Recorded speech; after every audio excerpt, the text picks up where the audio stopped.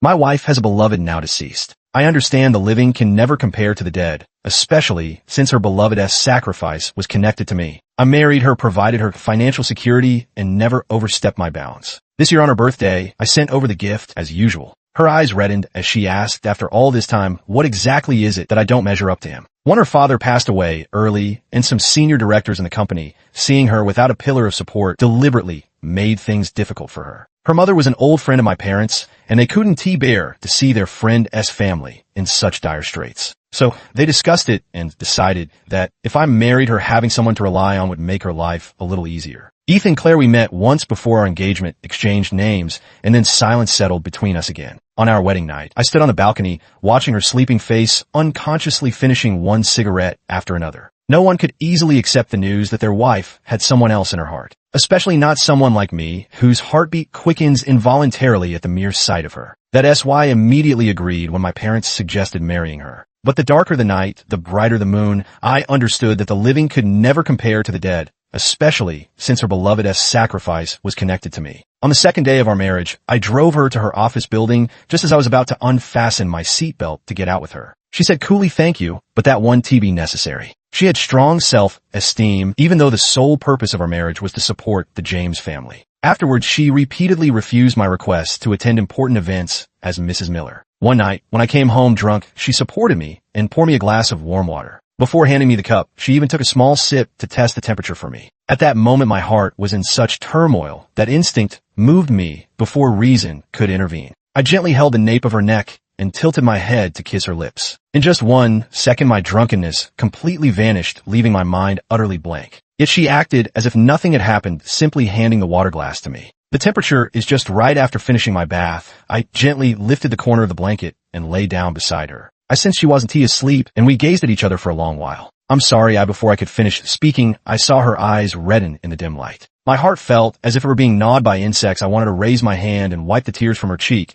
but my arm froze midair. She sniffled and turned over after long while she finally said, "Ethan, we're husband and wife. Right? We only have this marital relationship.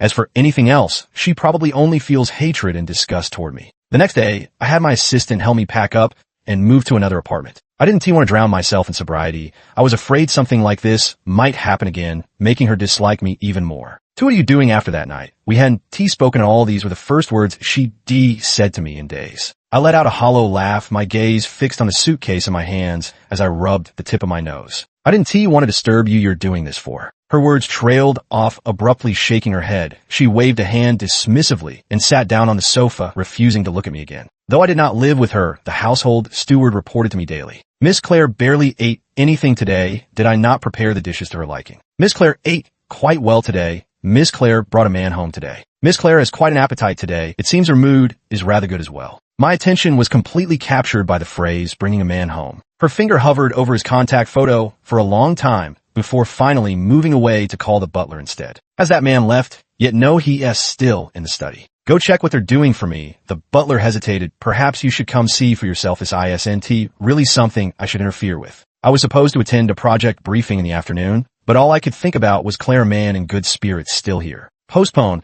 the meeting. I'm going home. When I returned, I happened to see the two of them walking out of the study. Claire's eyes curved in a crescent, her face radiant with a smile and expression I'd never seen before. And I recognized that man, too. He was the son of one of the shareholders at James Group. Ethan Kyle smirked when he saw me letting out a derisive snort, laced with mocking pride. Claire's asking me for a loan. Imagine that, not turning to her own husband, but coming to me instead. Kyle's words were clearly meant to embarrass both Claire and me simultaneously. Claire's smile froze on her face, and only then did I realize her earlier laughter might not have been from genuine happiness. "I've upset my wife recently, and she's giving me the cold shoulder." I stepped forward, wrapping my arms around Claire's shoulders and pulling her into my embrace. "All right, darling, I was wrong. Don't treat me like a stranger." With my arms still around Claire's shoulders, I guided her toward the living room, shooting a meaningful glance at the butler who had been watching the scene with amusement. "The butler will see you out." The sound of the door closing echoed as Claire moved away from me, softly sobbing before running upstairs. I pressed my lips tightly together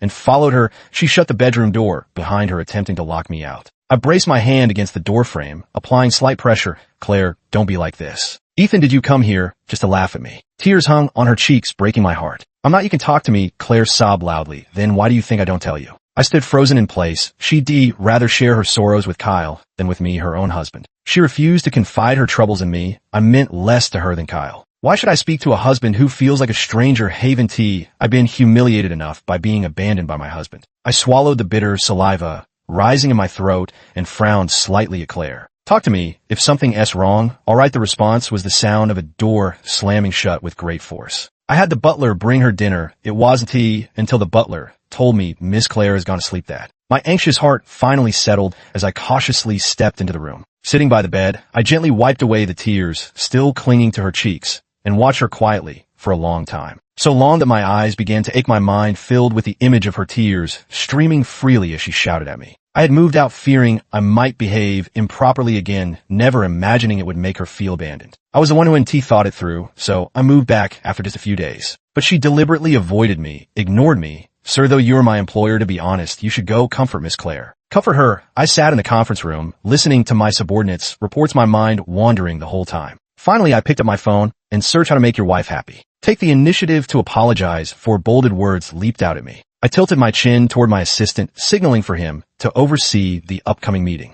In high spirits, I bought a fresh bouquet of flowers, mentally rehearsing what I would say later. I felt more nervous than during my first client pitch, but when I returned home and opened the door, I found an unexpected guest waiting. My parents. The romantic scenario I had envisioned was completely ruined at this moment, leaving only the pressure to deal with my parents' urging for grandchildren. While the housekeeper was cooking, I secretly pulled my mother aside. We don't have feelings for each other, yet aren't you just making things harder for me by doing this? My mother gave me a once-over with her eyes. Are you really that incapable? It's been several months since you got married, and you still haven't settled this. I looked somewhat resentfully at my sharp-tongued mother. Before my parents left, they whispered a reminder to me. What did we have you marry Claire for? Do something proper. Don't let Claire keep suffering grievances. Build up the reputation of Mrs. Miller. 3 later, at a business event, I ignored Claire's protests. Lightly holding her waist, I introduced her to everyone. This is my wife, Claire. I knew she didn't want my help, didn't want owe me any favors, of course. She was capable of handling things herself. But since I had married her, I absolutely couldn't let her suffer any grievances. The shareholders were clamoring to sell their shares, using this as a tactic to intimidate the newly appointed young CEO. This was precisely why Claire didn't hesitate to borrow money from Kyle. She feared that after the shareholders sold their stakes, the company might be acquired by another firm. Her father's hard-earned business would fall into someone else's hands. That's why tonight, I deliberately positioned myself in front of the shareholders of the James Group. With polite smiles, they exchanged pleasantries. Claire has spoken of you often. We must visit you when time permits. Please don't tease me, they replied, smiles still on their faces. They could understand the meaning behind my words, so their smiles appeared more like awkward grimaces. Since coming of age, I've been handling company affairs, and my achievements speak for themselves. Even if they didn't fear me, they would still fear the Miller family. After achieving my goal, I lost interest in socializing. I draped my coat over her shoulders and tentatively asked, "Are you hungry? Shall we get something to eat?" For the first time in a while, I saw a faint smile appear on Clara's face. Unlike that day, this time, it seemed to be a genuine smile. Her eyes were bright as she looked up at me, pressing her lips together in a smile and nodding. What should we eat? For a moment, I felt as if I'd received some enormous surprise, leaving me momentarily at a loss. We didn't go to a fancy restaurant, but followed the GPS to a street market over 10 miles away. Our formal attire looked decidedly out of place in this lively, down-to-earth setting. The market was bustling, though we didn't exchange many words. The smile never left my face. Her mouth was stuffed full as she mumbled indistinctly, "We should change clothes before coming here." Our outfits were too, drawing constant stares along the way. I leaned slightly closer to hear her. Better, there's a clothing store over there, want to change. She gave a small shake of her head. "I'm full, let us just go home."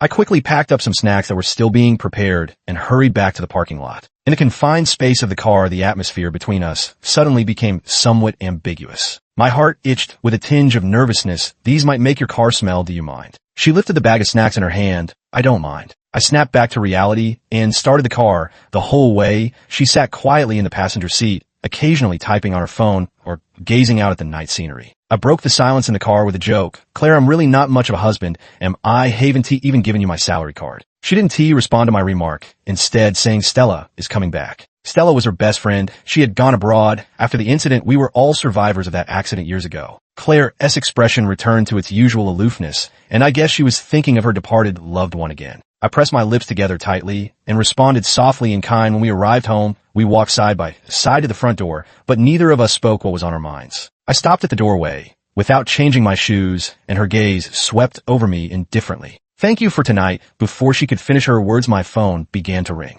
Without leaving a note, I silenced the call and ignored it. You're not coming again tonight. The ringing of my phone interrupted her mid-sentence. It was the same number as before. Frowning slightly, I muttered an apology and stepped aside to answer the call. A very familiar voice came through the receiver. Ethan, I heard you stole the show tonight. Too busy to attend your old friend's welcome party, huh? To be honest, I didn't have much contact with Stella. We just happened to experience an accident together a few years ago. I forced a polite smile and said there's always another day. After exchanging a few pleasantries, I turned to see Claire frowning slightly, her eyes brimming with grievance. Seeing her like this, my heart ached with tenderness again. Were you thinking about the past and feeling sad along the way? Claire, she seemed to be avoiding something, cutting me off. I'm tired, I'm going upstairs first. So I changed the subject. Claire, I forgot to apologize to you. I moved out. She turned her head and spoke softly. You can move out or live with whoever you want. I don't mind. It was me who trapped you. The word stuck in my throat. Because of him, she hated me so fiercely. I was consumed with jealousy. Do you really think that? She said nothing, slamming the door shut with a force that answered me. I stood outside the house for a long time like a dog utterly abandoned. Our relationship had clearly improved quite a bit just a few hours earlier. For Stella had invited me out to dinner several times. Given that she was Claire's close friend, I couldn't keep refusing her without hurting our rapport. Stella invited us to dinner as a married man. It wouldn't be proper for me to accept a single woman's invitation alone, so I forwarded the message to Claire. It wasn't until evening that she finally replied, did she invite you or us? We're husband and wife now. Calling me means calling us both. She replied almost instantly. No time. My brows furrowed as I wondered how our relationship had become so strained. As I was contemplating how to politely decline, Stella, Claire sent me another message. When are you off work? I'll wait for you in the restaurant parking lot. I'll come pick you up if you're seen waiting in the parking lot. People will laugh at us. After a long while, when I started the car, she finally sent me a message. Okay, after picking her up, I reached back and placed the gift from the rear seat into her arms. See if you like it. My friends always say that buying gifts is the surest way to cheer up a wife. Although they're quite unreliable and never serious judging by the number of girlfriends they've had. It should be credible. I went to the mall and bought the latest designer bag. They say bags are all purpose. But when Claire saw it, there wasn't much joy in her eyes, just indifference. Thank you. We fell into silence again the whole way. When entering the restaurant, she gave a light cough and rested her hand lightly on my arm. The moment she touched me, my heart began racing uncontrollably, my neck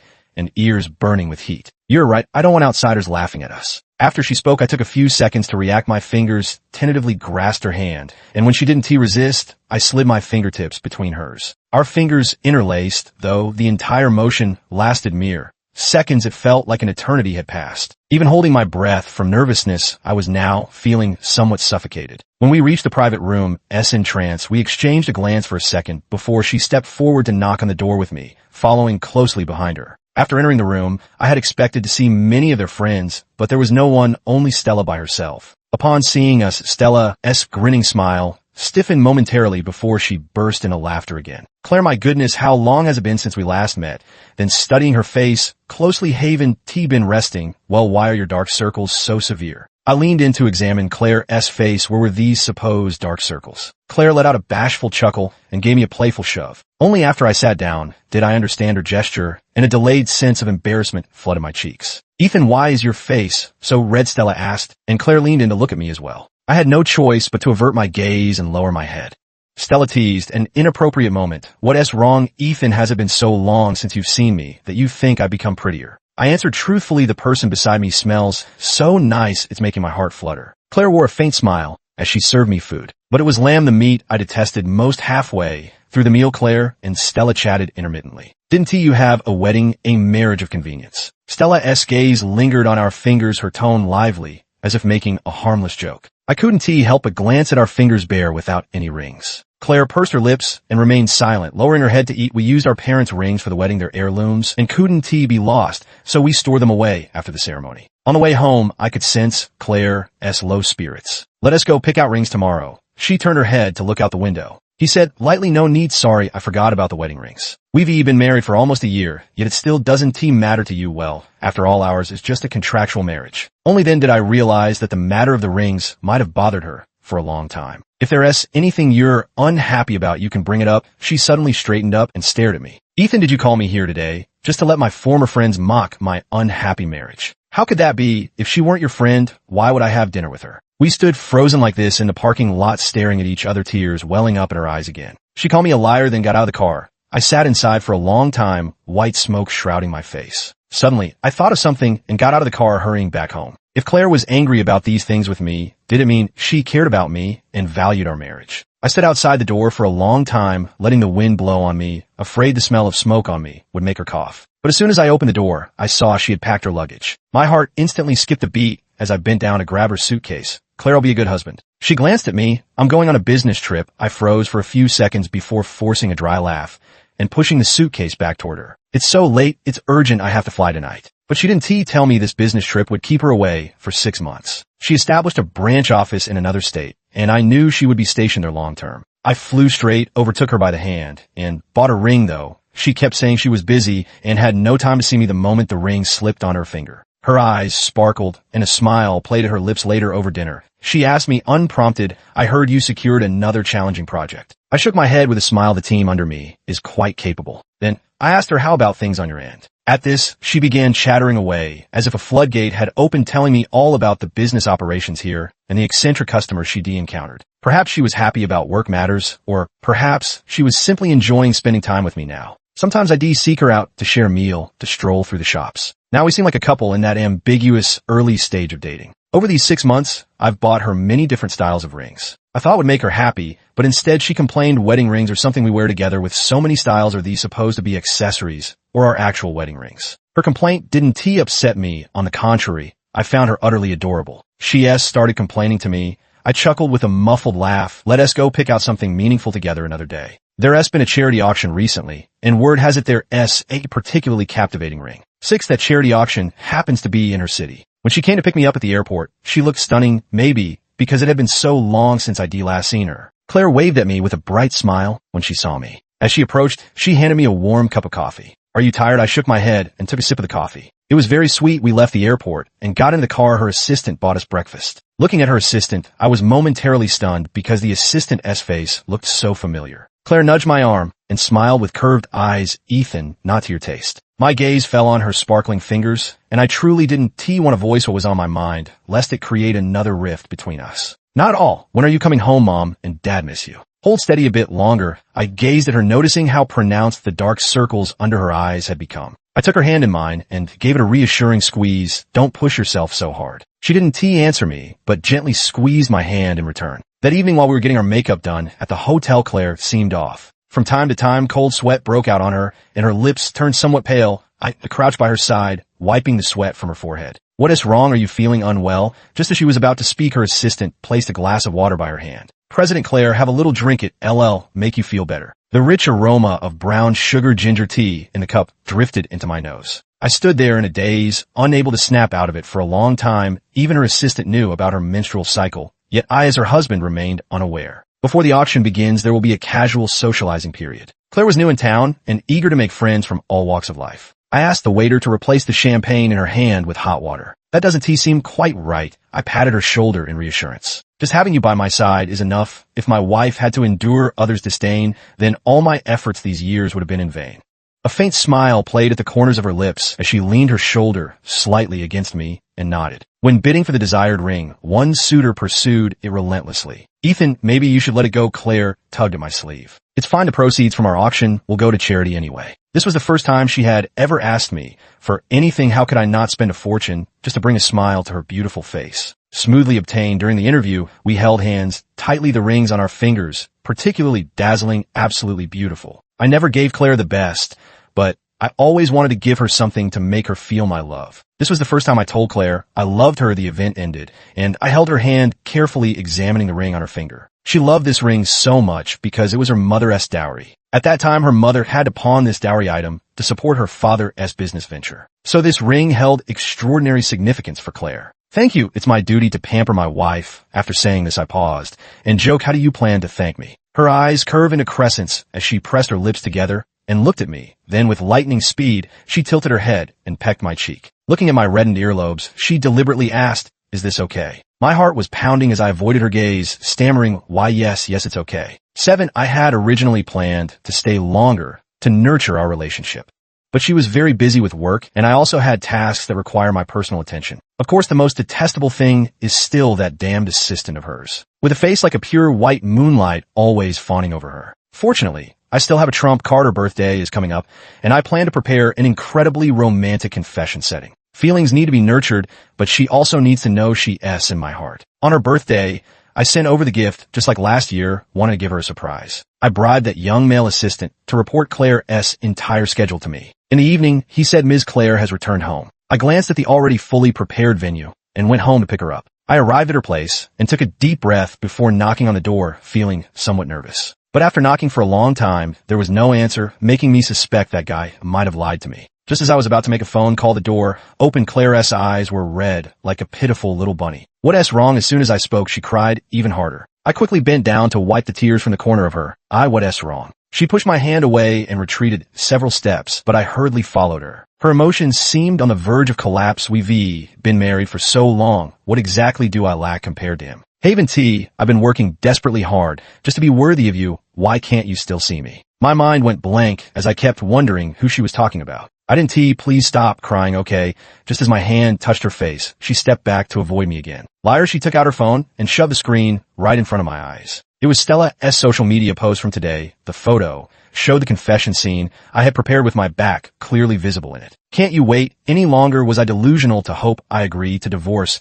Am I the third wheel standing in the way of your love? Realizing her misunderstanding, I hurriedly explained that venue was prepared for you. I barely know Stella. I've liked you for 5 years. The tearful woman suddenly froze, staring at me in stunned silence. She seemed unable to believe my words. 5 years ago, when my parents took me to visit your home, that's when I first fell for you. But that time, there was an accident, and your friend died, saving us. So I didn't dare confess my feelings to you. That year, after the four of us had fun at the amusement park, her childhood friend came to pick us up from the parking lot when a truck with failed brakes came straight at us. Her childhood friend drove his car in front of us, blocking the truck's impact. After this incident, I knew Claire would never be able to forget him. I don't have any more chances either. That's not my boyfriend, just my closest brother. Now it was my turn to be stunned. He had been my imaginary rival all along. Though the surprise was gone, the sentiment remained. I wanted her to see the venue ID prepared. My makeup's all cried off. Are there many people there? She sat in the passenger seat, touching up her makeup with a cushion compact. I shook my head with a smile. She looked absolutely beautiful like this. There's no one there, just us though. I wanted someone to witness, and I was afraid she might refuse. That would be rather embarrassing for me. I was also afraid that if someone made a fuss, she might feel like I was emotionally blackmailing her. Well, she drawled, arching an eyebrow at me. I knew what she wanted to ask, and just as we hit a red light, I stopped the car. I turned sideways to meet her slightly reddened, tearful eyes. I don't like Stella. I don't know how she knew about that place, but I've never had any contact with her. She pouted her lips, showing a rare, adorable side. Got at the man who's been secretly in love with me for 5 years. I was instantly amused by her and reached out to pinch her cheek. She dodged with a laugh, running far away. The light's green.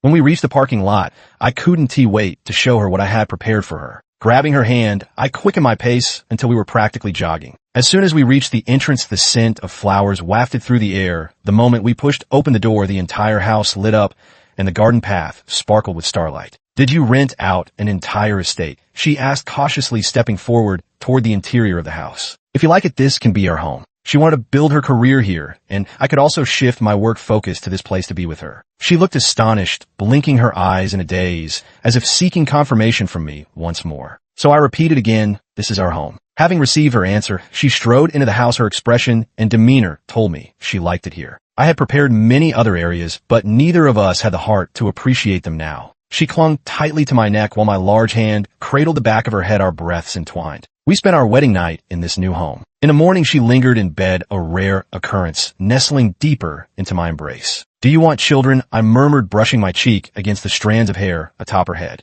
It depends on you. If you want it, then I want to. We stayed up all night until dawn, and seeing her reddened eyes, I couldn't help but blame myself for lacking restraint. Sleep, Claire, I said, holding her face as I gave her some water to drink. She frowned, staring intently at the phone screen with utmost seriousness, as if the soft and delicate person who had just been in my arms wasn't her at all. Go to sleep first, we'll deal with work later. She ignored me, simply taking my phone from under the pillow. Curious, I pressed my face against hers to look. Both our phones displayed Stella's social media updates, but the content was completely different. What Claire saw were all posts related to me. No wonder Claire thought I liked Stella. Stella's social media post today showed a large hand wrapped around her waist with a small mole visible on the man's wrist in the photo. I have one on my wrist too. I murmured softly, I was with you the whole time last night. After a pause, I quickly added, and I've never been with her before either. This is utterly unjust a disaster. I didn't invite. Is she really your best friend? Who would covet their best friend as husband? The answer was already quite clear. I took the phone from her hand and held her as we laid down under the covers. Gently patting her back, I said, no rush, we'll settle the score with her another day. 9 After we confirmed each other's feelings, we frequently appeared together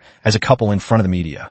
Wherever I was, she would be there, and wherever she was, I would be there. We didn't go to settle scores with Stella, never expecting that Stella would come looking for Claire instead. One day, when I went to pick Claire up from work, there was a crowd gathered at the entrance of her company. I immediately sensed something was wrong and hurriedly got out of the car. Claire was being shielded by security with visible red marks on her face. I rushed over to her and looked at the red mark on her face. Did she do this? Does it hurt, Ethan? I'm the one who loves you most, can't you see that? Stella was being held by the arm, but she still broke free and rushed toward us. I shielded Claire behind me, staring warily at the deranged woman before us. She-s just a little prettier. What makes her worthy of your love? I love you the most. I'm the one who loves you most. How can she stand by your side? As your wife, tell me yours is just a contractual marriage. ISNT it. I ignored her and turned to ask the security guard beside me, have you called the police? No sooner had I spoken than the police arrived. I stayed with Claire the entire time. She gave her statement. She wanted to settle things amicably. Years of friendship should have come to this. I had my lawyer hand over screenshots of Stella's social media posts to the police one by one. Claire considered our past affection, but I did not. I took Stella to court and her lawyer presented evidence of her mental illness. She was admitted to a mental hospital. When the results came out, Claire's mood was quite gloomy. She was normal before. Stella had been mentally stable before, but after that incident, she faced bullying again after going abroad. After that, her mental state began to deteriorate. The person leaning against me murmured, perhaps she just saw you as an emotional crutch. I pulled her into my arms and gently smoothed her hair. Claire, don't overthink it. This year, I accompanied her to pay respects to her childhood friend, our lifesaver. After we returned, she discovered she was pregnant. Has he come back to us? Claire was visibly moved, tears glistening at the corners of her eyes. I kissed the edge of her lips and soothed, yes, it's time we repaid our debt. The end.